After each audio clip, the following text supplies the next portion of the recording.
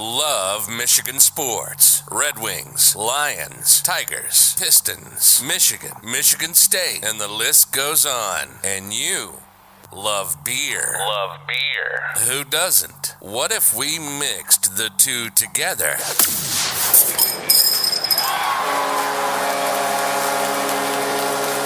This is State of My Sports. We'll talk everything Michigan sports, like only we do, and then we'll down our fair share of beer from a local brewery, grading the beer throughout the episode. So pop a cold one on your end, and we'll get busy on ours. This is the State of My Sports. That's right, this is State of My Sports, and this is episode 176, recording live on October 4th, 2022. Unfortunately, we have Detroit Lions and Michigan State losses to talk about once again. Michigan went into Iowa and took care of business. Are we ready to say Michigan's a top team? Or a top-tier team? That's one thing that we're going to discuss today. I'm not sure I'm there, but I understand if other people are. We want to talk about that. If not, when will we be willing to consider them a playoff contender? We will have our Around the League segment for some college football. We will make our picks against the spread in our Betting Hero segment. And, of course, we will drink and review some Michigan craft beer, or at least I will today. If you are joining us live on YouTube, Facebook, Twitter, or Twitch, let us know what you're sipping on tonight and be part of the conversation. Let us know your opinion on all of our topics, and we'll maybe even read your comments and get that, tell you where you're right and wrong, and tell us if we're right or wrong. That's what's great about the commenting side of it. Before we jump into it, I did want to give a quick shout-out to our sponsors that help keep this thing rolling and free for our listeners. The Hops Brewing Company and Cafe is the official brewery State of My Sports, and BettingHero.com helps us and you get the best promotions available in the sports betting world. I'm Sam Waltart. With me today, we got John Dornbos. It's just us two today. Two Musketeers. The two Musketeers, man. I don't know what I would do without you at this point. The other two, I don't even know if Ryan's still alive, first of all. Allegedly he is, but he's been gone for like months now, I feel like. It's a tough guy to find. Yeah, he is. But Mike obviously was school, but they'll be back hopefully in a couple weeks. But yeah, I appreciate being here today, man. I really do. How was your weekend? You guys do anything fun? It was pretty low key. Just had a little wedding on Saturday afternoon. Nothing too formal by any means. Up there for a few hours. Watched a little bit of football on Sunday, and yeah, just had a long work week. So just try to catch up on rest and relaxation, and bring on this first week of October. Yeah, it's great. You're a hunter, right? Yeah. So you got any hunting trips coming up? I haven't had anything. I don't have anything in the books planned. So busy at work right now. Yeah. And it seems to happen more years than not that it's this time of year. Yeah. When I most enjoy to be away from work. It's always busy time, but for us too, it's just like everybody's saves up their vacation though. So yeah. Everybody's gone. I got a couple days left, so I'll try to sneak out when the weather's right. But bow season opened up this weekend. That's kind of my cup of tea. That's where I'd like to be. I like the difficultiness of the bow side. Getting in range, getting close, getting one with nature, getting real close to the animals. Obviously, it's a little trickier, and but I don't really like to get out this time of year when it's still got a chance to be warm. Yeah. I don't like mosquitoes when I'm sitting still in a tree, and they find you, man, and it's a war zone, and you're trying to stay still. That's part of the reason I getting out there. So. I'll be getting out here towards the end of the month once things start cooling off a little bit. But I definitely have that itch, and if I can find time to sneak away from work, I will. For sure, no, it'll be good. What about you? I had a really good weekend. It was a lot of fun, and this just gets crazy and crazy. So we have hockey Friday night, Saturday morning, Sunday morning, like after church, and it's just constantly at the rink. And then I play hockey on Sunday nights, which is nice that that's back up and running. But so Saturday, I wake up, I take Jordan to hockey. We have a good, they're just really starting to get it, and it's a lot of fun. But running those programs it's exhausting. A lot of kids and stuff. But I was getting my stuff done, and I'm like, all right, I'm gonna get home, and I'll be able to watch the Michigan game and get all that going. And I don't know, do you stream any channels, or do you have like basic cable still? Yeah, basic cable. Yeah. I don't do the streaming thing yet, but Yeah. it sounds like it's convenient. The convenient thing to do. It is. I just try not to look at my phone more than I absolutely have to. Yep. So that's my problem, is I would get stuck streaming day in and day out. Yeah. So I stream, and I haven't had any issues, and it's actually gone really well. We've done Hulu Live in the past. Now we're back on we're at YouTube TV, which is I'm really enjoying that. But this was like my first like panic mode experience because of it. Because as I'm getting ready to go to hockey, like I hear this weird buzzing in the basement. It's just like this bzz, bzz, like this weird thing I've never heard of in my entire life. And I'm scrambling around, and I noticed that my internet was out. I'm like, oh, you've got to be freaking kidding me. So I look, and I have this weird divider, or like this booster almost, in my basement that it basically just spits out the different cables for when you have hardwire cable, basically. Yep. But that one goes to my router. So, like, that's why my internet was out. And I can't figure out why this thing's buzzing. I've never seen this thing before in my entire life. I just found it because of the noise. Yeah. I'm trying to reset it, and I end up having to go to hockey, and I'm just not happy, basically. So I get back, and I'm like, all right, I'm going to figure this thing out. And I figure out how to bypass it, basically. So I found the input and like made it so it connects to my router, and getting the internet back up and going. I had to run to Ace and get the piece that I needed, like right at game time. So it's like 5 minutes till game time. So beautiful day Saturday. I'm pumped to just go sit in my garage, pour ice cold beer, and watch it. So I finally get out there, turn on the TV, and my TV is broken. So like the screen, it's an old TV. It was my dad's old TV from like when I was in high school. It's like just extremely old TV, but it's been working great. And I turn it on, and it's got green lines going all the way through. You can't see basically anything. Oh, jeez. So I'm like, are you freaking kidding me? So that really ticked me off. So I couldn't watch in the garage. I couldn't do any of that. So I go back inside. I'm like, whatever. I'll just watch inside. No big deal. I mean, third world, or like first world problems here. You Exactly. know, multiple TVs. But so I ended up having. I was like, all right. Well, I'm gonna have a fire that night, and I'm gonna watch football. So we ended up going out to eat, and then we had to buy a new TV. So, which is nice. I don't hate it. I like getting new stuff. But I'm sure you'll like it here coming up this weekend. Yeah, exactly. So I'll be able to continue to watch football in my garage until it's too cold, which I do have a heater in there now too. So there you go. Keep the tradition alive. Exactly. But that was my weekend. Was that Saturday? That was Saturday. Okay, yeah. So You have to keep that Saturday tradition alive. Exactly. Seems to be bringing us a good luck win streak here to start the season. Yeah, for sure. Well, I'm actually going to be in Myrtle Beach this Saturday.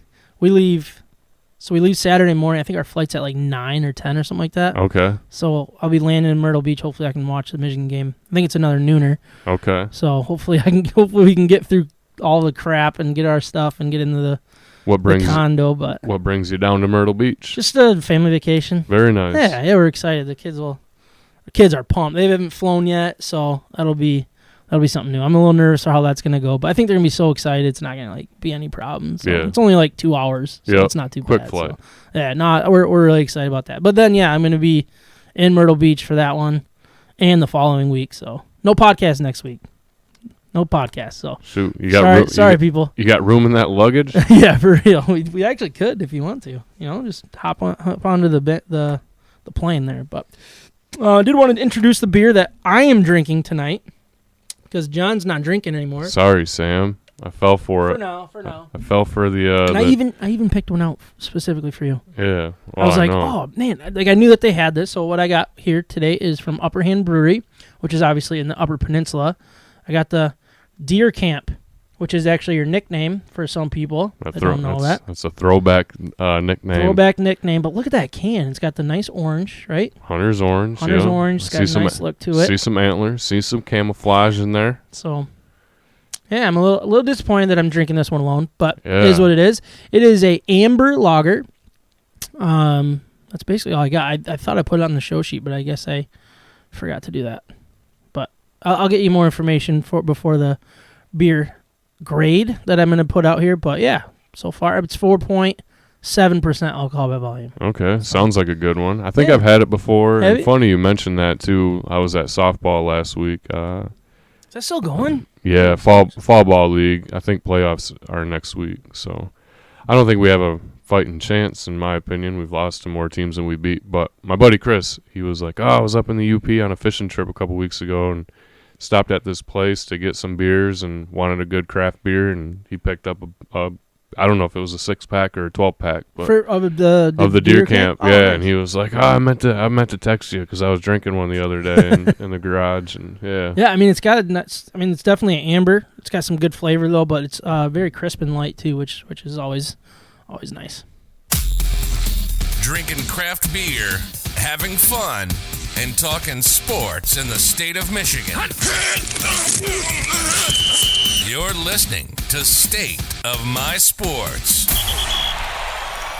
This is where I usually mention the hops, which are still part of the team here, but we're still trying to figure out when they're going to open. Still no updates, nothing like that. But if you're looking for a job in the food industry, general manager, some servers, go ahead and jump in and do that. But we're going to talk some Detroit Lions, another loss, an insane offensive explosion, really. The Detroit Lions let us down, though, again, by losing 48-45, as the Lions scored 22 points in the fourth quarter, but the defense couldn't get off the field to save their life.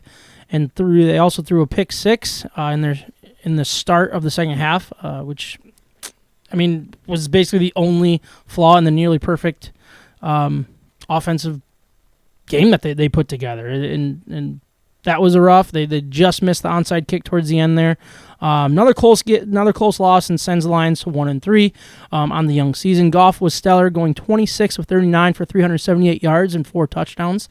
In the pick six I already mentioned, but putting up numbers like that without Swift, without St. Brown, and without Shark, I mean, it was very, very impressive performance by Goff. Once again, he's honestly, the way that they have this offense humming, it is one of the best offenses. Well, we're getting into the stats here, but like it's one of the best offenses statistically, and just the way they're executing is, I've never seen it before, and it's awesome to see. Number one scoring offense, I believe, in the NFL. Yeah, number one. I don't know that I would ever had imagined the Detroit Lions and that statistic being in the same sentence, unless we're the ones playing that team each week. Yeah, and it changes. Well, yeah, I mean the defensive woes, man. Talk about blowing a good thing that you had going there.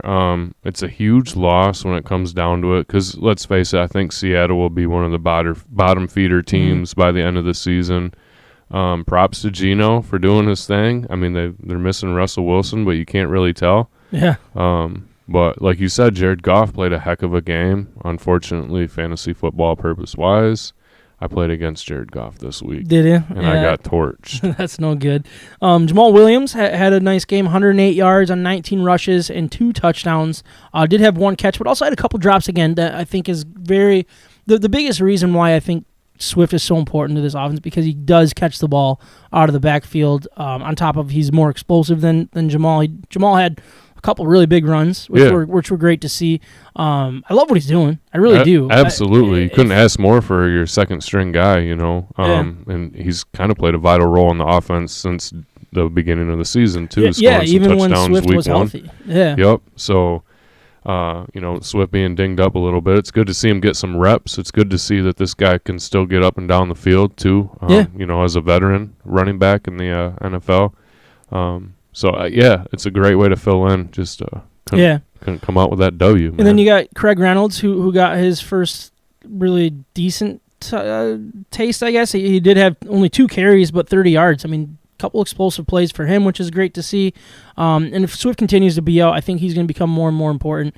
I don't think Jamal Williams can handle that load all by himself. Yeah, he's not a guy that's going to get 30 touches. Yep. I was surprised when I saw Craig Reynolds only had two rushes, but they were also slinging the ball, so they were able to move the ball that way. And that was working too. Yeah, it really was. And most of it was to Hawkinson.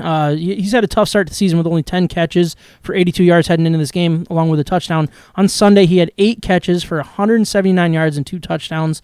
This team needed someone to step up with all of the weapons out that we already mentioned, and it was nice to see him do it. It seems like, where has it been? He was fighting. He was catching balls everywhere, which is great to see. Like in not in space. Basically, when he's guarded close, he was getting those 50-50 balls. He also wasn't going down right away. That's something a little different for him. Usually it's catch the ball, get hit, fall to the ground. Yeah. He had some big plays, including, I think it was at an 80-yard almost touchdown. Almost got to the one. I think he got to the 1 yard line or something like that. Yep. That was awesome to see. It was what I think Lions fans believe he can be, but we haven't really seen it yet. The Travis Kelce's, the Zach Ertz when he was in his heyday type thing. Guys that are a true weapon tight end. Yeah. So yeah, I mean we've only gotten to see spurts of it throughout his career because he's either banged up, we don't have a quarterback to get him the ball, or he's our only offensive weapon and he's getting double teamed every single play. We've gotten to see little tiny sparks of this. Let's see him stretch it out over the course of a couple games, and the rest of the season, that would be great. But let's get these other wide receivers back on the field, alleviate a little bit of that pressure for him. Yeah. But let's know that he's there if he's not being blanketed out there. He's still a dangerous asset to that offense. Yeah, and I was listening to a Goff interview on 97.1, and they kind of asked him that, like, hey, was this Hawkinson just because all the weapons were gone? Or is this like a sign of things to come? And he was like, hey, it's not like we were forcing the ball to him. And that's kind of the key. Is like if you're not forcing it, then it should continue. You know what I mean? It's not necessarily because you don't have all these other weapons. Hopefully, it's so important to have multiple weapons. And if you have one out of the tight end spot, that changes everything, especially once Amon-Ra St. Brown comes back and James Williams comes back and guys that you can hit all over the field. I think it's going to be interesting. And the way Ben Johnson's got this offense running is absolutely incredible. It's great to see. So, Josh Reynolds, I did already bring him up, I think, but he had 81 yards and 7 catches and a touchdown. 520 yards total, 145 rushing, 375 passing. They were only 4 of 10 on third down, but again, 3 of 3 on fourth. They're extending drives that way, which is great to see. I think most teams with a similar stat line win that matchup each week. You could put any other name up there next to those numbers, and it seems to be a guaranteed W. Yeah. Unless you're the Lions, that's basically where it's unless you're the Lions. I picked up Josh Reynolds on fantasy football 5 minutes before the game. Did you end up starting him too? I did. Nice. And he was my highest point scoring wide receiver on the day, nice. Which goes to show that my wide receiver core needs a little help. But a huge little start. I lost the matchup, but I'm talking points for by the end of the season. Yeah. So the Lions are leading the league in total points per game. They have 35 points per game, which is awesome. 5th in passing offense, 6th in rushing offense, but I think they're number 1 in total offense, yards per game. That makes sense. Which is like, man, it's great. Don't get me wrong, but it's so frustrating. How do you have that in your 1 and 3? Well, the bad defense. Right? Yeah. Well, luckily, the Lions are one of Vegas's favorite plays right now too, because they're doing this. You know, they're putting up the points and. I was surprised. I didn't expect the Lions to be able to put up this many points without the players that we've already mentioned. Yeah. And I think I got to recalculate how I look at Goff. He is becoming, he's taking this team and he's leading it. He's leading this offense and he's doing a great job. He's taking care of the football. Obviously, he had the pick 6. That's, if you have just a couple bad throws a game, it happens. It sucks that he's thrown a couple pick 6s and crucial points in a game, and that could be the difference, unfortunately. Well, luckily, we're used to that with Matt Stafford. Doesn't he lead the NFL in pick 6s? I think he's definitely got twice as many as second place guys. So, jeez.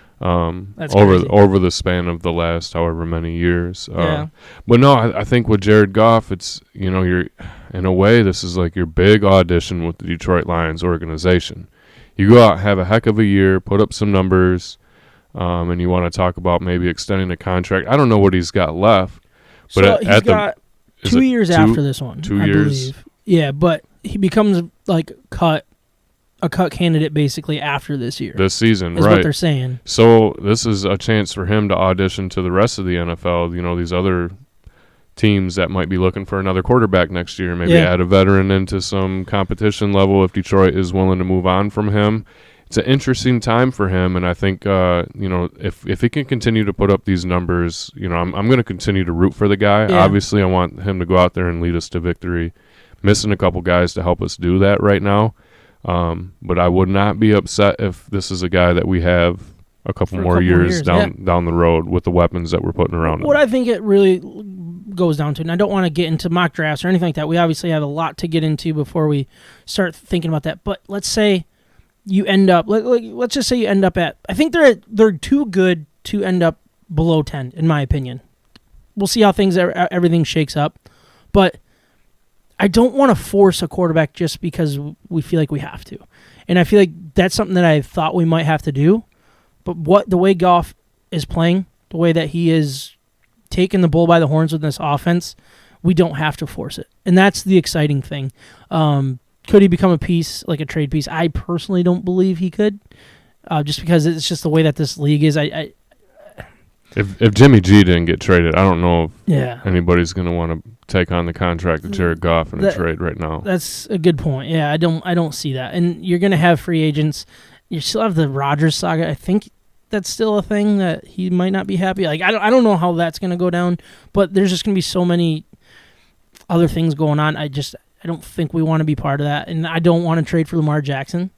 You know what I mean? Like I don't want to give up future assets. I don't want to be part of the crazy overpaying for quarterbacks, because look at what's going on with like Russell Wilson and like I feel like there was another trade that hasn't gone well. Baker Mayfield isn't going well. I mean, obviously with Deshaun Watson crap, like that hasn't really gone great so far. So it's like I don't want to be part of that. I would rather build through the draft, get the quarterback, or get free agents. You know what I mean? Especially if we think Ben Johnson's the real deal, and it looks like he is. It sounds like he's becoming a big name that the league is talking about. Nationwide media coverage, so that's something that could be a good thing, could be a bad thing. I don't know. But I would just trust that, if Goff can do this, I think they can bring in somebody else and he could do something pretty similar. You know what I mean? So did want to get part of the defense here. Just what they did, they gave up 555 total yards, 320 passing, 235 rushing, 8.8 yards per play. Now, Lions had 7.9, which is great, but defense, man, 8.8, 27 first downs, 9 of 12 on third down for the Seahawks.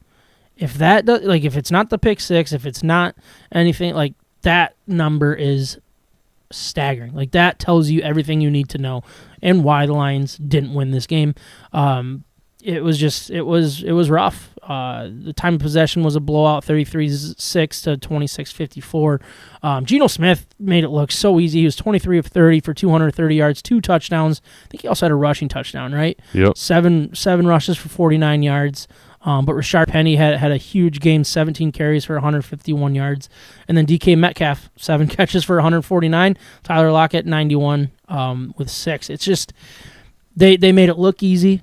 The Lions seemed to shoot themselves in the foot every time that they got them behind the sticks, just big play after big play. Just really, really frustrating. And we talked about how good the offense has been. The defense has been the exact opposite. They're dead last in total defense, 444.8 yards per game. Third to last in pass defense with 279 per game. Third to last in rushing defense with 165.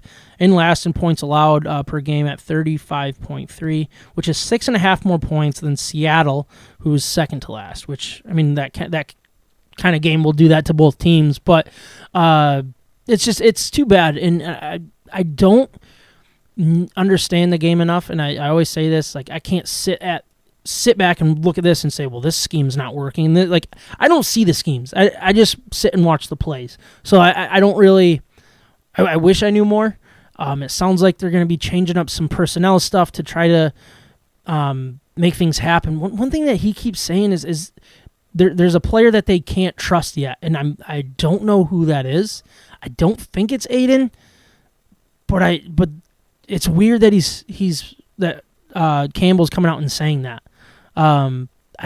It'll be interesting to see once Sunday comes around with the Patriots. Something's going to be different. It's going to be a different person. I don't know if it's a Warrior who continues to get exposed, but just really frustrating. Again, I don't know the X's and O's, but I sit and watch this Aiden Hutchinson. He continues to struggle. He seems tired once the game starts going. I don't know. What are your thoughts on Aiden?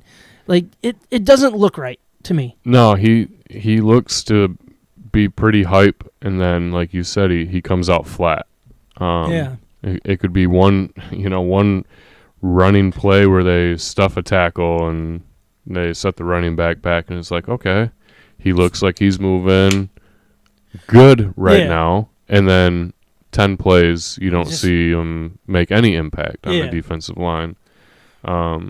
Obviously, there's a lot of pressure on the guy, and he's going to be going up against men that he is yet to step on a field with. I've always found that matchup intriguing too, like an edge rusher versus an experienced offensive lineman. Yeah. Now Seattle does have 2 rookies in their tackle positions. Okay. If I remember correctly. Yeah, I mean, I know that they're rebuilding everything on the offensive side. Yeah. And I think that's the scariest thing for me. And I don't want to overreact to Aiden, and because he looks fine. He does blow things up here and there. He's putting up decent numbers when it comes to pro football focus. I think he had a few tackles and some pressures, which is good. But it almost seems like they're allowing him to over pursue and using that motor against him. So I think he's got to change that. But at the same time, it looks like he's getting out muscled. It looks like he's I don't know if he's big enough. Yeah. Which is weird to say, but the weight is a big thing, and I don't know. He might just be a little too slender for this game, and the short arms could be an issue too. I've heard people say. I don't want to overreact, but it needs to change. Because we all saw when he was playing, when we were getting quarterback pressures and sacks and stuff in the Washington game, we got a lot of pressure in the Philly game. That I think was really exciting.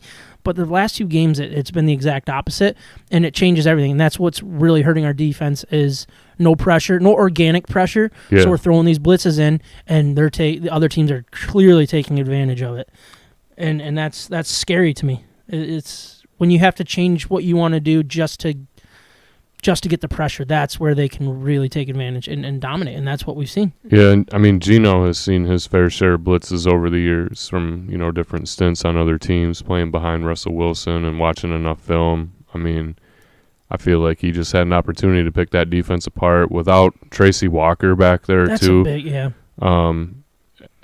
Any quarterback that walks into that matchup down, your number one safety is already licking their chops on the deep ball, and that's where we saw DK Metcalf and then Tyler Lockett make some plays. On the other hand, they're missing Jamal Adams, and that's probably one of the reasons why we were able to move the ball like we were. Yeah. When you're missing your safety, very good point. That is a huge thing. That's why we had such a crazy game. Third down's completely unacceptable. 9 of 12, I already brought that up. Just in their long third down plays, too. And that's just the really frustrating thing is we get to this point that we're in position to get the ball back. And 0 punts for them this whole game. That's just ridiculous. It's just, and it feels like they're being outsmarted because we've seen those plays where I think it was like 3rd and 17, right? And we're blitzing for some reason. Bringing some pressure, yeah. They did a little delay. The dude took it 40 yards for a touchdown? Yeah, it makes you wonder if it's not just something blatantly obvious. Because, like you said, 9 for 12, that's totally unacceptable. And I don't know if that's linebacker play. I think, obviously, Rodriguez has done pretty well. But I don't know, is Anzalone looking good? Is that the biggest weakness here? I still believe it is. But I don't know if it fixes anything. You know what I mean? And I don't see a way to fix it this year, and that's the thing that scares me the most. So it's got to be scheme. You got to find a way to make it happen. Is it give Derek Barnes more snaps, even though he may not have earned it, and just see if he can run with it? I don't know. It's just really frustrating, and it's making me second guess what I thought about Aaron Glenn heading into the season, because I thought what he did with the scrubs that we had last year was a sign of things to come and what he could do with a little more talent. Well, we got a little more talent, and it's not going well at all. Yeah, we got some guys back, too. Yeah. Kuda's looking pretty good through the first few games. Yeah. But, yeah, man, because I go back to Hard Knocks, too, when they had, I forget which episode it was, 2 or 3, but where they really, showcased offense versus defense and kind of the smack talk between the two, and obviously they're trying to fluff that up for the camera. Yep. But man, I think this is the reality check we need to see some change, or there might be some bigger changes, like you said. So it has been talked about to Dan Campbell about Aaron Glenn and maybe moving on from him. And this was his quote. He said, I've had to do this before, and I'm not afraid to make hard decisions if I really believed that was the cause, basically saying, is Aaron Glenn the issue? And he said, I don't believe it is. I believe that Aaron Glenn is the right man for the job, and he gives us our best hope, our best option to run this defense. I just do. So obviously the coach is going to say all the right things unless he's already fired the guy, you know what I mean? But I agree with what he's saying. We saw what he did last year with Anthony Lynn. That wasn't going well. He didn't care. He made a decision as a first-time head coach, and, he made the decision. It was a tough one, and could have gone really bad, but obviously was the right decision, and it worked out well. I don't think, try to find the right way to say this. If he had his doubts, he would move on from him. And that's, I think, the comforting thing, but it's also maybe just going to be the talent thing. You know what I mean? Like, maybe this talent is not up to par, and it's linebackers, depth at the ends, interior defensive lineman. I mean, Brockers, I don't even know if Brockers is on the team other than getting a paycheck. I don't see that guy. I mean, you don't really want to see your interior defensive lineman, but it'd be nice to get somebody in there making noise. And hopefully, McNeil continues to get better, and Ruzurike, I think it needs to get healthy yet. But and then also Pascal, we'll see how they use him, because they've talked about using him as an athletic interior defensive lineman, but I don't know. We'll see. And it sounds like he's practicing, but he didn't say he was going to play. So that's where I'm another thing that I'm concerned about heading into this Patriots week, and then the bye. It's like, I feel like they're using this as like, all right, we had 3 weeks to really rest these guys, and then we'll go full bore, if you will. And I don't want to risk losing this game, because I think they can get the ship going in the right direction, but I'm nervous about that. If you're not willing to be aggressive this year or this week and start some guys that maybe shouldn't, but maybe should. You know what I mean? Yeah. So, I just look at this, and I'm just, if they can improve the defense at all, like if they can somehow sneak into the top 25, this team's going to be legit if this offense is as legit as we think it is.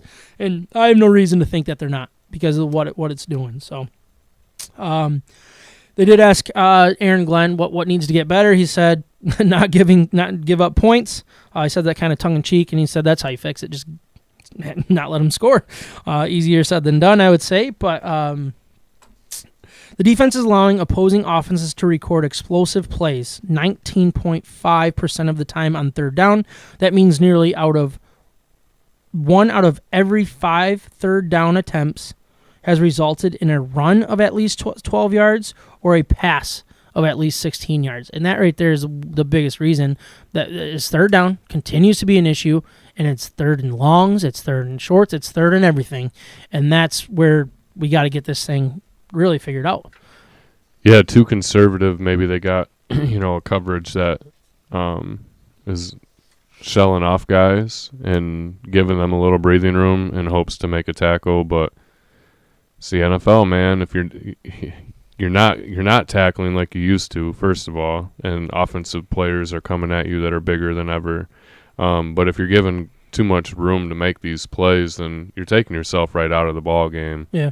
That's a cause for concern, because on your first and second downs, if you're not getting any quarterback pressure or run pressure, we'll say, that's easy for offenses to come in and take advantage of that defense. Yeah, and heading into this Patriots game, like I'm not feeling confident. I'm not saying that it's impossible to win. I'm not saying it's impossible to lose. It's just, it's one of those games that you're just going to show up on Sunday and be like, all right, who's there? All right, how's this going to look? Because we'd have no idea if Mac Jones is going to play, or is it going to be Bailey Zappi, or is Brian Hoyer going to play? Like, it sounds like they also just signed another quarterback. So that probably means Hoyer's out. Yeah, and I don't think Mac Jones is ready to go. It doesn't sound like he's going to be ready for this weekend. Which I don't know. So if we're not beating the Patriots with their third string team, we know what they're going to be doing. They're going to be running the ball. And they got 2 running backs that are, they split carries just like most teams in the NFL. And if we don't play right, they're going to run all over us. So we're going to have to focus on stopping that run, stuff in the middle. Yeah. And regardless of who's there for quarterback, force them to make plays with their arm, and we should be able to shut that You got to offense make, down. let's say it's Brian Hoyer or Bailey Zappi. You got to make them beat you. They don't have weapons through the air. They're going to run the ball. I don't know how to beat a good running game. I don't know what they need to do differently. Obviously, you want to get thicker up front, not pursue as much on the edges, and just do your assignments. But your linebackers, they got to make tackles too. Yeah. That's going to be the biggest thing. I don't know what the change is going to be, but it feels like it'll be along the lines of linebackers, maybe even safety. I'm curious if Will Harris is going to get a chance at safety here. He was drafted as a safety. Obviously been moving to corner. I just don't know if anybody else is ready to take that safety position. So that might be what he's talking about, or maybe he's going to bring in Will Harris to take Warrior's spot. I don't know. I just have no feel of this game. I'm just expecting the worst. I'm expecting another close loss is basically where I'm at, just because that's what happens. But man, they have the ability to win this game. That's for darn sure. So we'll kind of just go from there. If it's craft beer in Michigan sports, we may not be the authority, but we love both like a fat kid loves cake. Hot, hot! This is State of My Sports. Jumping into our Michigan game. Michigan gets the win. They went into Iowa's Kinnick Stadium and had a very polished showing to win on the road, 27-14. Michigan's defense, as expected, shut down Iowa's poor offense through the first three quarters. Shut them out to bring a 20-0 lead into the fourth quarter before getting outscored 14-7 in the fourth.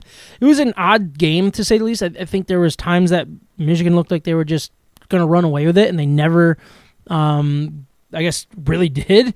It felt like they were dominating, but there they were. In the end, it was close, and Iowa did what they do. They kept it in striking distance for the most part. Forced Michigan to really need some big plays late on both sides of the ball to seal the deal. I thought JJ was efficient. He took care of the football for the most part. He had that bad throw that was a fumble that luckily we recovered, but not explosive again. And I think that's the other thing that I'm interested with. He missed him downfield once again, which is getting really frustrating. But he went 18 of 24 for only 155 yards in the touchdown. One touchdown and nothing on the ground really again, which is scary. But taking care of the football is a key positive at this place. Like if he had that one turnover, that could have changed the whole feel of this game and made it really, really difficult.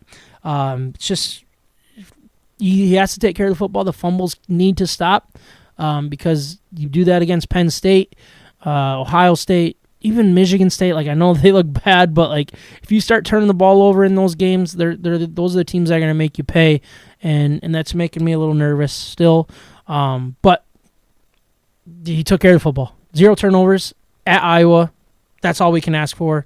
Schoonmaker led the team in receiving with 4 catches for 45 yards. Andrew Anthony 1 catch, 29. Roman Wilson 4 for 28. Donovan Edwards 4 for 21. It's just, again, no one is emerging as that threat as a wide receiver, and I want to see that too.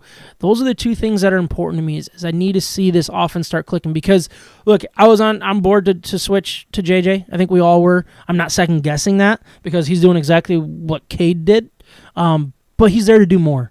You know what I mean? And I want to see that. I want to start seeing it here soon because I'm getting more and more nervous that if our defense doesn't show up, we're not getting the game records that we need.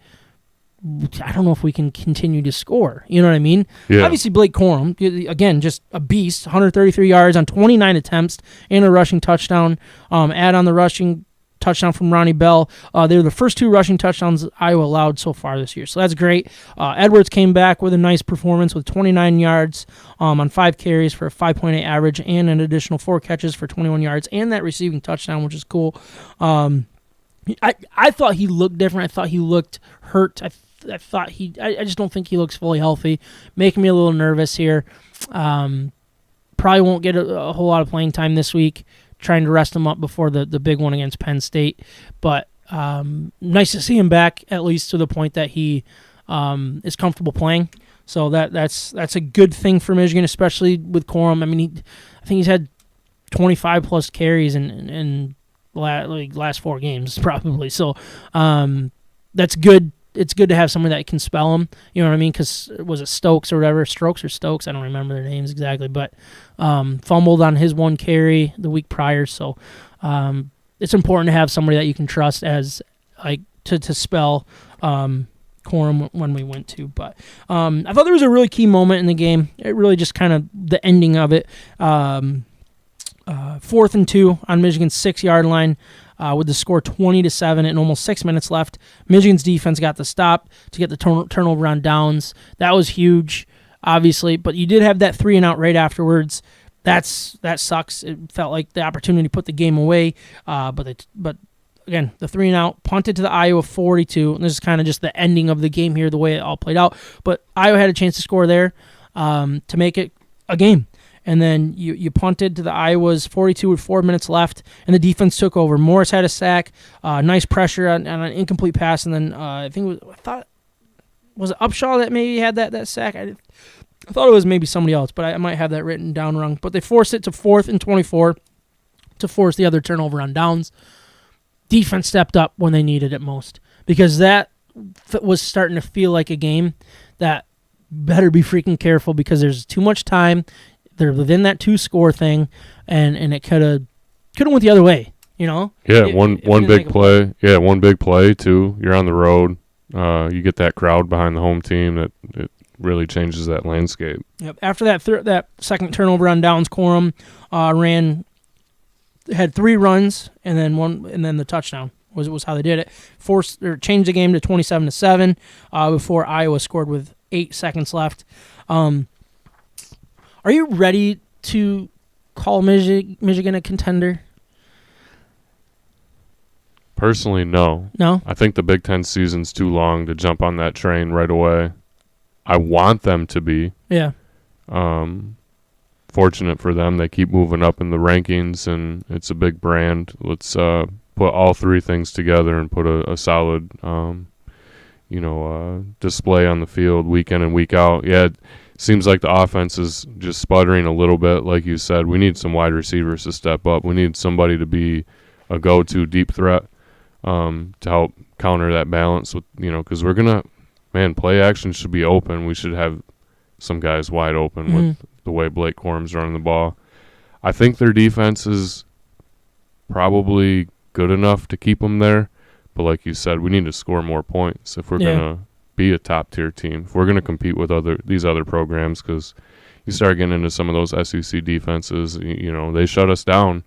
And I don't know that our defense is quite ready to match up with their offensive schemes. But, again, I think it's just a little bit too early to tell, but I hope that they can stay up there in that top tier. What about you?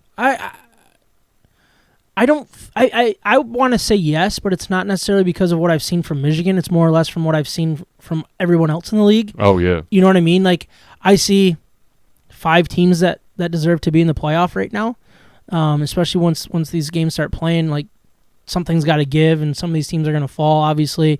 But it's just the middle, the 5 to 15 teams that are supposed to be contenders knocking on that door to take over. We'll get into a lot of the rankings and stuff here soon, but like, I don't see that team that can jump up and be like, no, this is ours for the take. You know what I mean? I don't see anybody taking away their spot. Yep. And that's where I have a hard time. I mean, I'm not going to say, oh, well, we're going to be in the playoff because we're going to go undefeated. You know what I mean? Like, I'm not comfortable saying that for Michigan, but I just don't see how. Like, this just feels like it's going to have a 2-loss team in the playoff one way or another. So I think Michigan could be that team if they're okay with Michigan and Ohio State both getting in. You know what I mean? Yeah. So that's kind of where I'm going to say yes, but I need to start seeing scoring. Like you said, it's you don't beat teams defensively, and I should be careful saying that because a lot of people get all mad. But it's college football. You got to be able to put up points when push comes to shove. And yeah, the defense got absolutely destroyed last year against Georgia, but if we had a way to respond with a a really good offense, then that we wouldn't have fallen out of that game as quickly as we did. Mm-hmm. So that's what we're going to need to do in a couple of these matchups coming up. So Michigan led the nation in explosive plays last year. I think it was like the most 30 yards, 40 yards, and 50-yard plays in all of college football. And that's what we're missing. Yeah, we're getting a Corum run here and there, but where's the big throw, hitting that big throw over the top? We need those things. We need to be doing it in multiple ways. As much as I love what Corum's doing, he's not an NFL guy, in my opinion. And maybe I'm being unfair to him, but you don't ride a non-NFL talent body through college football. Running back, yeah. That game isn't sustainable in today's college football. Yeah, and I hate saying he's going to get dinged up or something like that. Like that's unfair. I know what he does off the field. He's just a freak in the weight room and stuff. Doesn't take a day off. That's all great and stuff, but how sustainable is what he's doing in his frame? I just don't see that possible with what we have coming up. You know what I mean? I love having a workhorse running back. Yeah. But let's complement that. Yeah. JJ should be putting up 275 to 300 yards a game. Yeah. Minimum. Yep. He should be putting up numbers like these other quarterbacks that are fighting for the Heisman year in and year out. I don't know if they're just trying to be a little conservative now. Don't give teams too much film. I don't know. It's so hard to say, but right? In college? You'd like to see Michigan go into Iowa and dominate that game. You'd like to see them dominate against Maryland and blow these teams out. Again, I don't want to jinx the team. Are they looking past some of these teams and looking at other things? It's interesting where they're at because with Cade, we knew what we had, right? Mm-hmm. We had last season to go off of, and now, we're all excited for JJ. But we haven't seen it. I feel like a little bit of that air fell out of the balloon, Yep. And we're kind of getting grounded back to reality here. But I still trust his arm and his playmaking ability.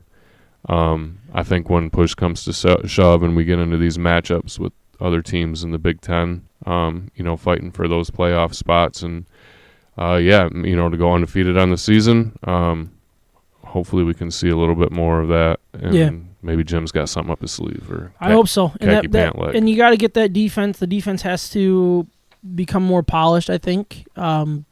They're giving up yards. They gave up quite a bit to Maryland. Maryland made it look easy against them.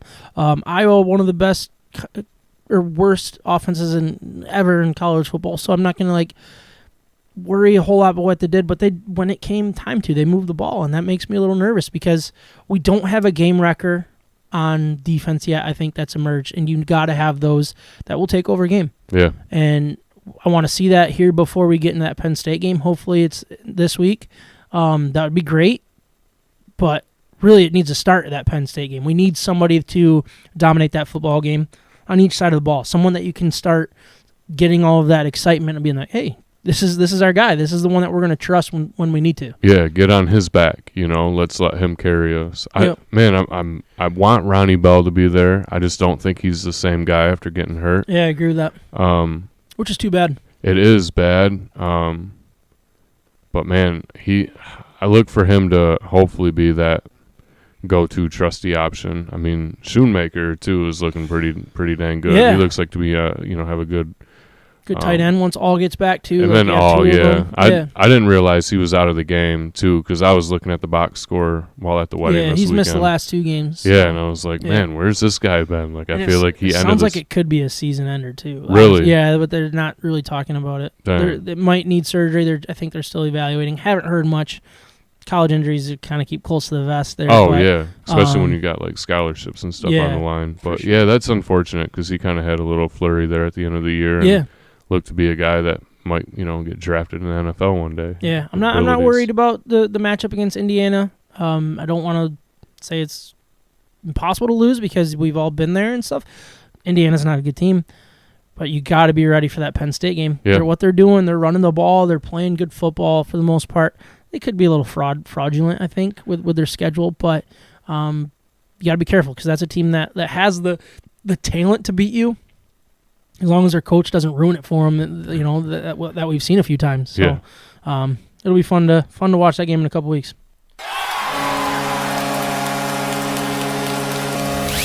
From the Red Wings to Michigan State, we're talking about it.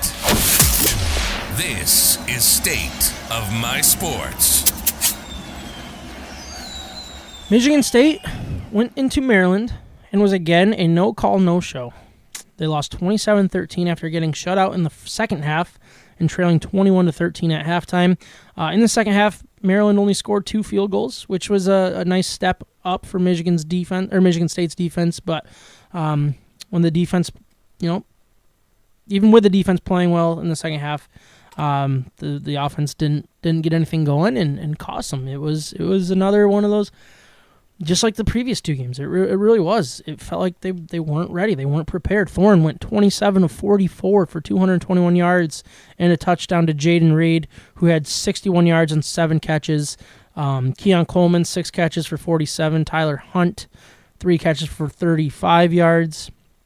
Running game continues to be a struggle, and I think this is what we were talking about preseason. I know nobody else was. Everybody was saying, Berger and Broussard, they're going to get this figured out. They're going to be able to, replace what Kenneth Walker did. It's not there. So their leading rusher was Elijah Collins with 5 carries for 36 yards. Berger, 9 carries for 34 yards, 3.8 average. Broussard, 3 for 16, 5.3. It's just, you combine this awful running game that we're seeing with Peyton Thorne looking like a completely different person, it's got to be the offensive line. And we all know that they're not healthy. We know that there's issues with health, but you should be better than this. You should. The defense allowed 489 total yards, 314 through the air, and 175 rushing, while allowing Maryland to go 7 of 14 on third down. I mean, it's just insane. This was probably the best defensive, the best the defense looked outside of the 50% on third down, but the numbers are staggering. They're there. That is a lot of offensive production for only putting up 27 points. That's just it blows my mind how it's going, and but like Maryland did to Michigan, when things were clicking and stuff, they moved the ball quick. They made it look easy, and it's a good offense, and I think a good defense too. What Maryland does, so I want to give them a little bit of credit here, but for Michigan State, it's just, how is this okay? How are you okay with this? This is it's not just the wins and losses; it's being non-competitive. They've been not competitive in their last 3 games. Their first 3 true football games: Washington, Minnesota, and now Maryland. I'm sorry, but those aren't teams that you should be losing to if you think you've arrived like we learned last year. So why is this okay? Why are we as Michigan fans the bad guy for pointing this stuff out? And why aren't Michigan State fans more angry about this? It's blowing my mind. I definitely need to tune into more Big Ten weekday media coverage. Yeah. Because this is atrocious. Mm-hmm. And Michigan State fans that I know obviously don't find this acceptable. Yeah. But they're not saying anything about it either. Yeah. They're pretty quiet. They're ready for basketball season. It's like they're laying down. They're chalking the season up as an L. And now the team's doing the same thing. And maybe they're feeding off the team. I don't know. But, man, if Jim Harbaugh lost one of these games this early in the season, any time in his Michigan tenure, I feel like a field day. Yeah, and they're calling for, and I'm not saying Michigan State faithful. I'm saying fans of each university. There's Michigan fans alike that just as many that love Jim that hate him. Thankfully, he had a little rebellious year last year and probably changed the mind of those that were, stuck on that fence. But I haven't heard one Michigan State fan complain. I haven't heard one Michigan State fan suggest anything about the coaching staff, the schemes, and I really don't hear any excuses either. It's weird. So this is, again, mind-boggling. I think I picked Michigan State to lose this game last week in the pick'em, or our picks to Maryland, and I didn't think it was real really going to happen. Yeah, I took him to win. I was like, there's no way a Mel Tucker team, which what he did last year was awesome. Yeah. What he preaches is awesome. It's there. Like, I believe that it's possible. It can work. I just didn't think it was possible for him to have a third straight game that they didn't show up. Yeah. And that's the thing that I would be the most pissed about is it's not just losing. It's not being competitive against mediocre teams. Yeah, in the Big Ten. Mediocre to bad teams. You know what I mean? Like, Maryland is not a top 25 team. And they probably won't be. They're good, don't get me wrong. But is that what you're comparing yourself to, is beating a mediocre Big Ten team? You just lost to Minnesota. Got absolutely manhandled by Minnesota, who just went out and lost 20-10 to Purdue. Yeah. At home. Washington snuck up into the top 25. They lost to UCLA. Obviously, they both are in the top 25 now, and everybody's all changing that. But I don't expect UCLA to be a world beater. Washington looks like a fraud now. Yeah. And it's just I don't know. I don't get how it's acceptable. No, I don't. It's exposing the flaws right now. And I thought Michigan State had enough coming back from last year to where they wouldn't have such a steep fall, drop off. Unfortunately, we're this far into the season now. There's not much room to rebound and turn the ship around. And everybody's saying, like, well, this defense, as soon as you get this defense fixed, this defense is the issue of, you get that fixed, things will change. But it's not like you have a Detroit Lions offense going. You have a really pathetic offense rolling here. Yeah. It is pathetic what they did. Yeah. And Peyton Thorne looks bad. Yeah. Like bad. Throwing bad throws. Yeah, so it's not just the not step up for the defense, it's a massive step back for the offense. And if you're going to tell me out of one side of your mouth that, well, these Broussard and Berger are going to come in and replace Kenneth Walker, but then the other time you're going to say, well, Kenneth Walker is a Heisman candidate or should have been in there, which I agree should have been. Like, they're saying it's easy fix. So it's not just Kenneth Walker either. You know what I mean? It's a big piece of it, a massive, massive piece. I think what he did, and I said this in the season preview, he was masking how bad this roster was in a lot of ways.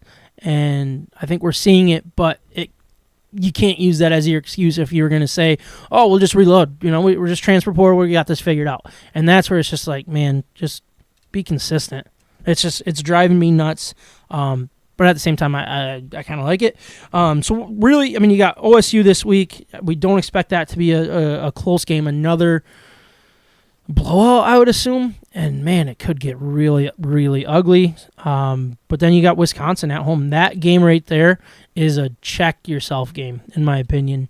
If they don't show up for that game, they just fired their coach, things aren't going well in Wisconsin, that's going to be a game for both teams to you know what I mean? Like a nutsack type check. Like, what do you got down there? Because this could get ugly here quick. So, man, just it blows my mind. I kind of predicted it, but I didn't really necessarily expect it.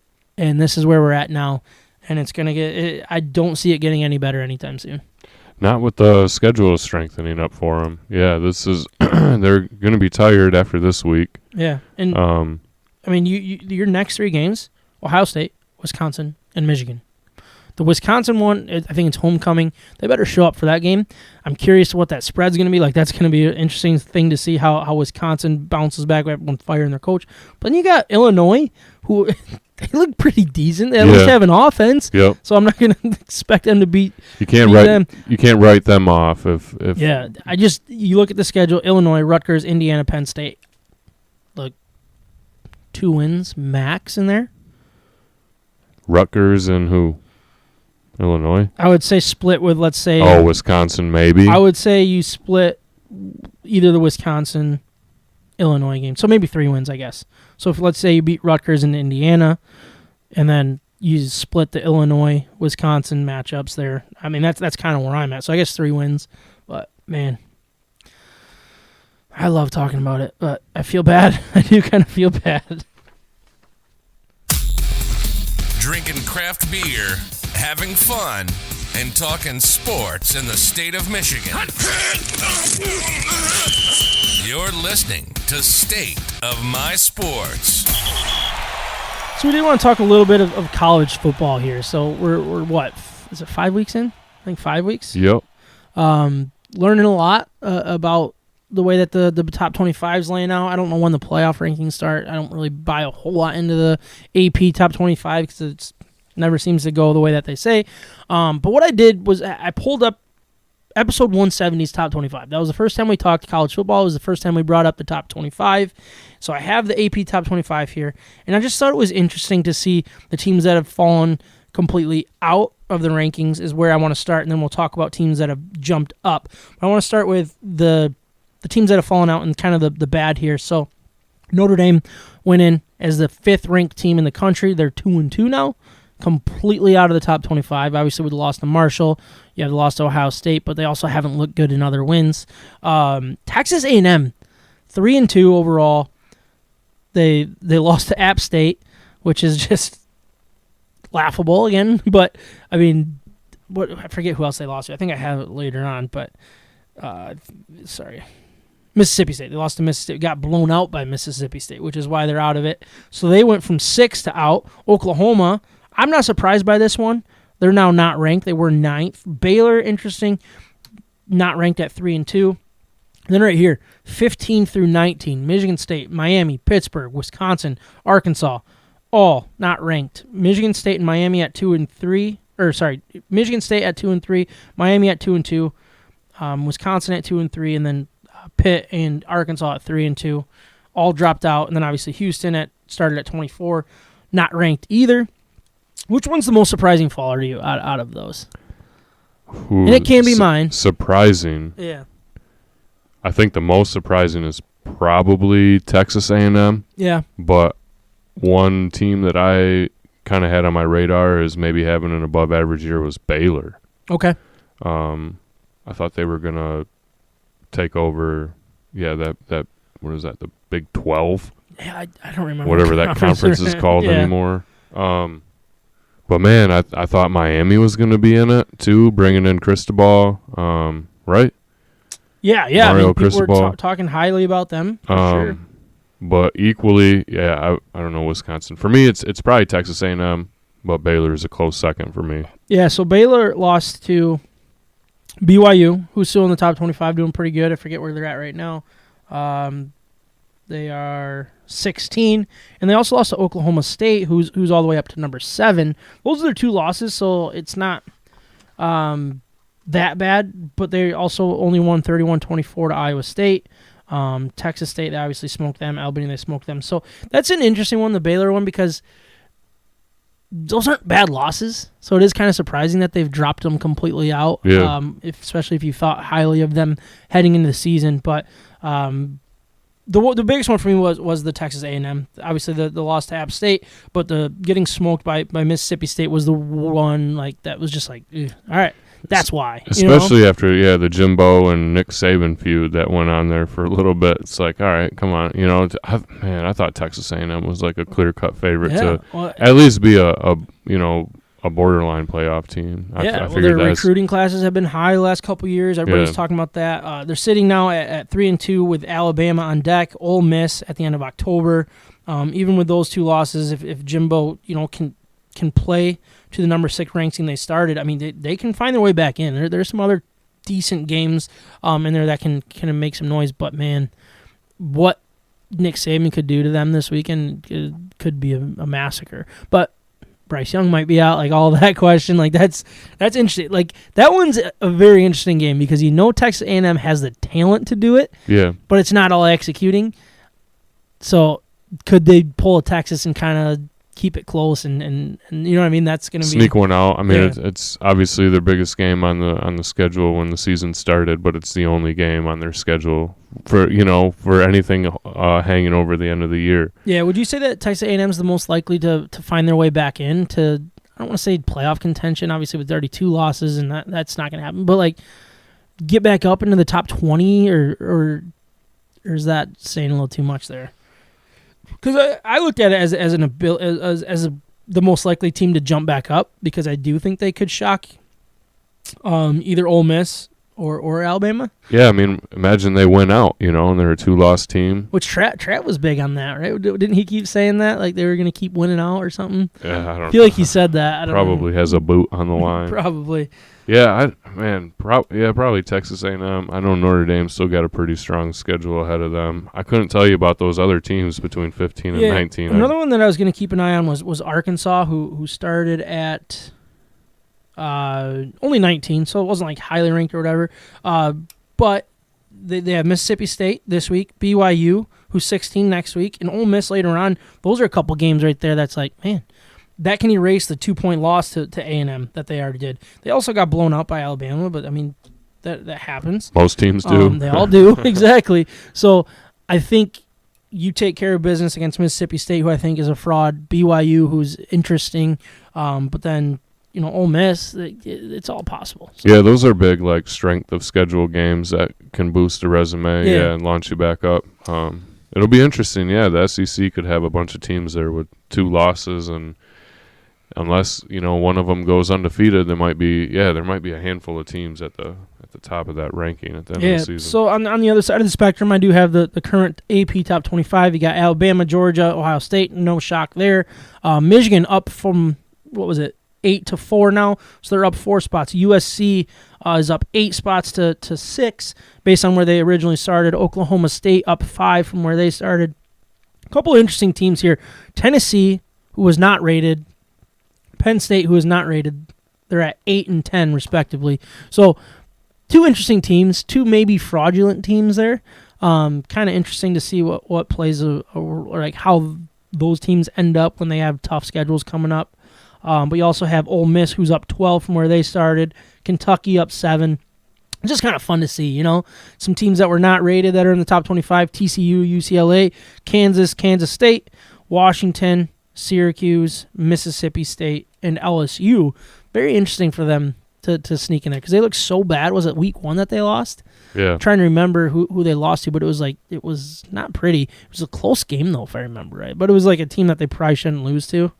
I want to pull that up while I thinking about it because I thought I had that written down, but I want to make sure I get this right. Sorry. I think with like the SEC and the top 25, you see a lot of teams just kind of swap with each other between Tennessee and Ole Miss, Kentucky. I mean, they were ranked in the top 25, but yeah. So it was Florida State that they lost to. Sorry. Florida State. Okay. Yeah. They've also had some close wins, you know, so it's not. They're not blowing the wheels off. Do you have the most surprising riser out of those? Oh, probably Tennessee. Yeah. I couldn't tell you anything about their program or what they have for a team, but I don't know. I feel like they've just been kind of mediocre over the years, and a lot of coaching changes, program changes since that Peyton Manning days, right? It feels a little fraudulent. I mean, they beat Ball State, Pitt. They only beat them by 7, which Pitt's not that great. Akron, they smoked them, obviously. Then in Florida, they beat 38-33. Okay. I guess it wasn't that close. It was a late touchdown that made it that close. Opponent. But Florida doesn't look that good after they started out all exciting. So I feel like there's a couple teams in here from the SEC that are just the beneficiary of an easy early schedule. Yeah. And maybe a couple other teams towards the top. I don't want to say everybody's had an easy schedule, but a lot of these undefeated teams have. It is still so early. Yeah. It's like you're still just one conference game in, I think so. Yeah, and in one given week, you could have 4 of those teams flop places with 4 teams in the bottom 25. Yeah, 20 through 25. I think the most surprising to me is Penn State, especially after the 35-31 lucky win over Purdue. And that was that was a crazy game too. I sat and watched that game. I was like, all right, Penn State, I'm not worried about them. Yeah. You know what I mean? They didn't deserve to win that game. Look, they haven't gone out and beat anybody that's super exciting since then. But they're taking care of business. They're moving the ball. Their running game is actually really good and really surprising. I feel like I'm wrong about them, but also I'll keep an eye on it because it gets tough for them. They got Michigan, Minnesota, and OSU 3 straight weeks after their bye. So I wouldn't be surprised if they're outside of the top 25 at that point. You know what I mean? Like there's a really good chance that happens. Which teams do you think are going to make the playoffs right here, right now? You got Alabama, Georgia, Ohio State, Michigan. I want to I always write that as Ohio State / Michigan because I feel like it has to be one or the other. But this feels like a year that it could be both. Potentially. And wouldn't that be crazy? Obviously, this AP is telling you that if the season ended now, those are the 4 teams in. But if you were to take away the rankings and just ask national writers what 4 teams are in, they seem to be the 4 favorites in most conversations. So, yeah, I mean, you got USC, Clemson, and Oklahoma State in there. That could really stir things up. Yeah, and Clemson's road's looking easier and easier, really, by the time we get through this. I mean, yeah, and they haven't really done too much that's that pretty either. They've had some nail-biter got very wins. lucky against Wake Forest. Yeah, so I don't know. I think locks for sure are Alabama, Georgia, Ohio State. I'd have to give Michigan the lead over Clemson and USC right now. Yeah. Just because of last year, I think that needs to play a role in it. Yeah, personally. absolutely. And that's recency bias too on my part. But another surprising team for me is Kansas. And I've heard a lot of people talking about them too. I guess they got a pretty decent quarterback down there. But then also UCLA, Matt Charbonnet. He's good, man. He's still running the ball over there. And they're what, eighth year? Yeah, they're calling him an NFL caliber running back, and it's just like, man, he's already used up his shelf life. Yeah, for real. He's almost 30, I think. Yeah, whoever snags him. But man, look out for UCLA. I don't know. I just caught glimpses of that Washington game, and they look pretty good. Seem to be back and forth. They got a confident quarterback. I don't know if they got what it takes to hang with the big dogs, but. I'd like to have Michigan. I'd like there to be 2 Big Ten, 2 SEC teams in there in the Final Four. And UCLA, we're going to learn a lot about them the next 2 weeks. They play Utah and then Oregon. Yeah. So those are huge. You got UCLA, their second to last game of the year. So if they're legit, we'll learn that. Yeah. But I wouldn't put money on it just because of that daunting of a schedule, you know. Mm-hmm. So, which one's your biggest fraud that's in the top 10 currently? Biggest fraud. Because I have a couple. I think Ole Miss is one of those teams that's like, yeah, they're really good, really exciting, but then in the top, it'll always hit them. Top 10. I didn't see that you snuck that in there. I was looking down the list a little bit. I really wanted to throw out Syracuse. Oh yeah. But only because they're undefeated, and I think they're a basketball school. Yeah, top 10. Who? I'm kind of torn. I'm kind of torn between like Penn State and Tennessee. Yeah, I think that's exactly who I would say. Just because, so Tennessee they have tight wins against Pitt and Florida, who are learning aren't very good. They have LSU this week, who I think is personally a fraud, so it won't change my perspective on Tennessee if they go take care of business at LSU. But then you have Alabama, Kentucky, and Georgia all on the upcoming schedule. Could see them falling hard. You know what I mean? That's if they go to Death Valley and win. Yeah. So that's never easy. So that's one. Penn State also, they just don't have a good-looking win, really. And they've looked vulnerable. They looked vulnerable against Central Michigan outside. I mean, they were playing in the rain, and that was ugly. Hard for anybody to do, but they pulled away late, and they take care of business, so I can't really fault them for it. But we'll learn a lot about both of those teams here soon, and that's what I really like about just college football in general. And I kind of brought this up earlier, but it's like I see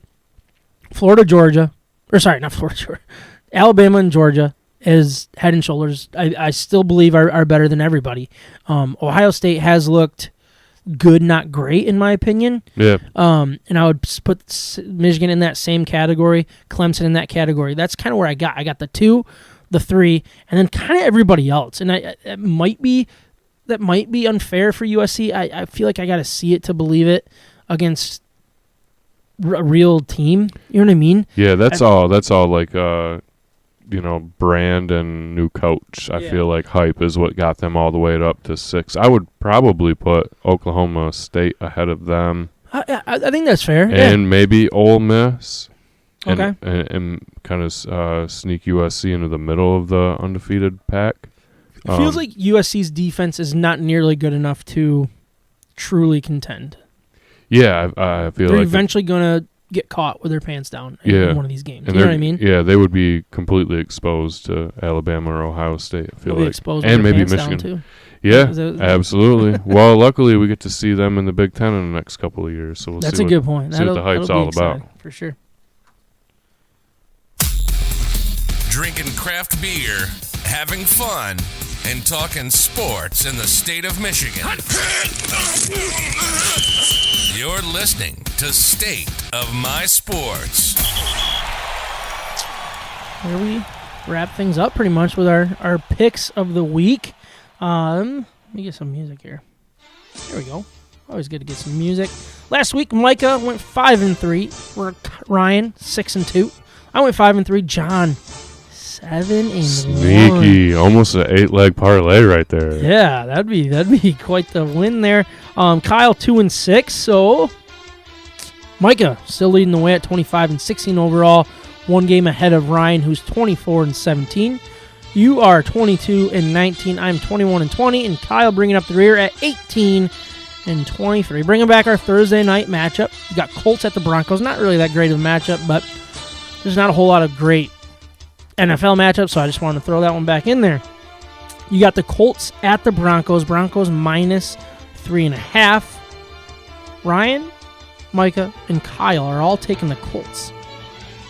That's an easy pick for me. I'm going to go Broncos. Yeah? I need a big game out of Russell Wilson, or else he's on the trading block in fantasy football. Come on, let's cover that 3.5. So they lost their running back, right? Yeah, But Javonte Jonathan Williams. Taylor also might be out. Yep. And on a short week, sometimes they take a little more caution. Matt Ryan hasn't looked that great. It's going to be a battle of two good defensive teams. It's blowing my mind that it hasn't worked. That the Matt Ryan thing hasn't worked Yeah. yet. Because I expect it to. Because I think the Colts are a pretty deep team, really good team Solid. for the most part. Solid team. Getting points, like I just don't see the Broncos winning by more than a field goal. So I'm going to stick with the Broncos. The Colts. But I could see it's just both teams are desperate to show something here. I feel like so it's going to be an interesting one. We're gonna learn which team's got a bigger one. Moving on to the Bengals at the Ravens. The Ravens a 3-point favorite. Ravens a 3-point favorite at home. That's basically a wash. They were saying that these teams are pretty much even here.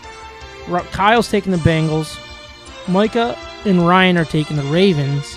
What are you going to do on this one, John? Man, this is tough. I think the Ravens have lost 2 or 3 games this year when leading 17 points. Yeah.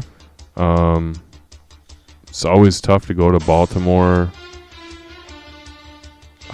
The Bengals, their offense looks like it just stalls out at times, and I don't know what the Ravens' front line can do to pressure Joe Burrow. This is a coin flip for me. Yeah. And I'm going to root for the better wide receiver out of both teams and go with the Bengals. Jamar Chase might have a big game. I'm going to go with the Ravens because I feel like they're a well-coached team. Yeah. And I'm not saying the Bengals aren't, but when you have the drama going on, they've blown a couple leads. You had the fighting on the sideline, someone going after Harbaugh, like yelling at him. The bonehead decision that he made for not going for it was crazy. So I think that they're going to have a show-me type game. I could see them winning by, a touchdown. And basically, the 3 is scary, but it's the home team. I'm gonna take it. So, last NFL game, we got the Lions at the Patriots. 2.5-point favorites. The Patriots are, so the Lions. Vegas is saying the Lions are the better team, but the home field advantage makes that difference. They're all taking the Lions. I'm gonna take the Lions just because that's what I do. Lions plus 2.5, of course. What are you gonna do on this one? Clean sweep. Number 1 offense in the league. I think New England's going to be playing a little handicapped on offense. Yep.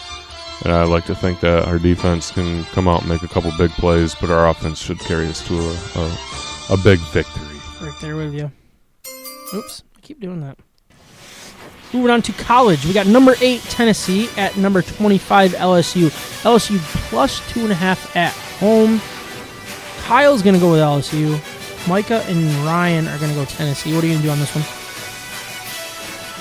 What was it? Home Plus underdogs? 2.5. Home Oh, yeah. underdogs? That's more of an NFL thing. Yeah, I was going to say 2.5 in college football is not really working with a whole lot. Yikes. Yeah. This one's for you, Brian Kelly. Get that Southern draw out and win a big game in the Swamp. I'll take the Tigers. Yeah, I'm going to go with Tennessee. I don't think they're good. I don't think they're great. But I think they're better than LSU this year. So that's where I'm at there. You got Utah at UCLA. So number 11 Utah at number 18 UCLA. UCLA plus 4.5. Ugh, I hate that number. I hate that number. What time is that game? Night game? Shoot, I used to put the times on there. Sorry, I should have done that. I'm going to take UCLA. I like what they did. I think they can at least slow this game down and keep it a one-score game. This is a 3:30 start. Ooh. I'll go UCLA as well with you, Sam. Charbonnet, baby. I think he's a good way to get yardage, but also burn some time off the clock. And man, I don't know. Something's telling me UCLA. I don't know what it is. Next one is not a ranked matchup, not a two top 25 teams, but it's the Texas A&M at Alabama game. We circled this as the game of the week. Remember when we did that? Yeah. Preview thing. Alabama minus 24. I wouldn't have imagined back then that it was a 24-point spread. Nope. I would have no clue. Favorite, yeah. Wouldn't expect that. You got Kyle and Micah both taking Bama. Ryan's taking Texas A&M along with me. That's too many points for a team that was ranked as high as they were early on. I believe that they were somewhat good. They're not as terrible as we think they are. With Bryce Young questionable, I think 20. That's just too many points in my opinion. What are you doing? I'll go. I don't know. Oh dang! Can Jimbo get that team to rally? It's at Alabama. Nick Saban is crazy. It's probably a 9 or 8 o'clock game. I imagine it's got to be the night game, right? I don't think it is. It is. You're right. Prime 8 o'clock time. game on CBS. 8 o'clock at CBS. All right. That doesn't happen, does it? No. I didn't know they could do that. No. I'll give me Texas A&M. Not to win, to cover though. Yeah, it's just too many points. Next one. Another big spread. OSU. Number 3 OSU at MSU. MSU plus 25.5. Ryan, Micah, and Kyle are all on the OSU page here. I'm doing the same thing. I don't see why I shouldn't. You know what? I'm changing it. I'm going MSU. Are you? I am. Dang it. That's just too many points. Yeah. It's too many points. If Mel Tucker can't get his team to show up for this game, look out. Because that is a big, big issue. Feels like too many points. Yeah. But I could also see them putting up 50, and I don't see Michigan State putting up 20, but I'm still going to do it anyways. I don't know who Ohio State has next week. You know, I guess in this situation, this scenario, you're hoping that they're looking past Michigan State and they only win by like 19.5 points. So they have Michigan State, and then home against Iowa, and then at Penn State. Oh, so I mean that's not even a really big game. All right, I'll take Ohio State. Sorry, Spartan fans. I'm on an island there, but remember, Spartan fans that are listening, I took Michigan State last week and this week, so maybe I'll just take them every week and hopefully they lose. So I'm going to definitely take them in the Michigan game. Last game of the week, we got Michigan at Indiana plus 22.5. Michigan for Kyle, Michigan for Ryan, Indiana for Micah. That's surprising. Wow. I feel like he was calling for that Michigan-Indiana matchup at the beginning of the year, too. Yeah, holding on to that one a little bit. Yeah, not that Indiana was like good enough to beat Michigan, but maybe Michigan would be looking past them going into that matchup with Penn State. Yeah. Oh, man, something's got to give. But JJ's going to have a big game. I'll take Michigan to cover the 22.5. I'm right there. I think they're going to throw the ball down the field. They're going to push it. They want to see it just as bad as we do. Yeah. I think. You know what I mean? They want to see JJ hit those throws. They're going to pound the ball, obviously. Yeah. But Corum will have his day. Yeah. I just don't want to see them outwork them too early in the season. Save some of those reps later on for the big games. But I could see him having a big first half. But they're going to mix in a little more play action. I think JJ is going to have a little more time to throw the ball, and hopefully some of these wide receivers are open for big plays down the field. Love it.